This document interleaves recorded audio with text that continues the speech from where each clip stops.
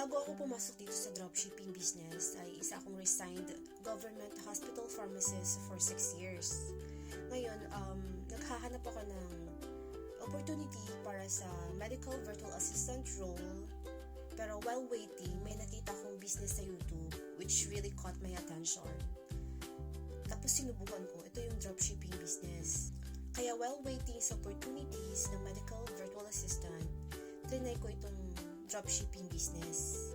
Inavail ko ito kasi isa itong lifetime business. Kaya yun pa lang, sobrang ganda na for me kasi lifetime mo siyang business. Pero habang mas tumatagal ako dito sa business na ito, mas lalo ko siyang na-appreciate, mas lalo ko siyang minamahal, at talagang napaka-doable niya for me. Na hindi ko kailangan ma-stress, hindi ko kailangan mag-burnout, katulad ng previous work ko. Kaya sobrang sulit ang decision ko na subukan ito.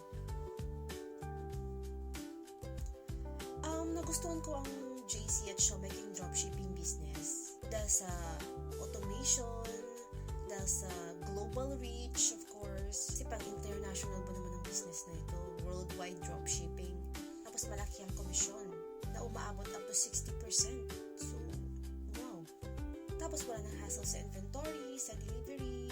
Focus lang talaga sa marketing ng mga products. Tapos si company nang bahala sa lahat. So, choosy ka pa ba? Ang gagawin mo lang magpo-post ng mga shop links mo, mga online stores mo, diba? Tapos idagdag mo pa yung mga mentors namin dito, yung mga coaches na talagang sobrang babait nila, sobrang approachable at friendly. Tsaka syempre napaka-portable, doable, at profitable ng business na ito.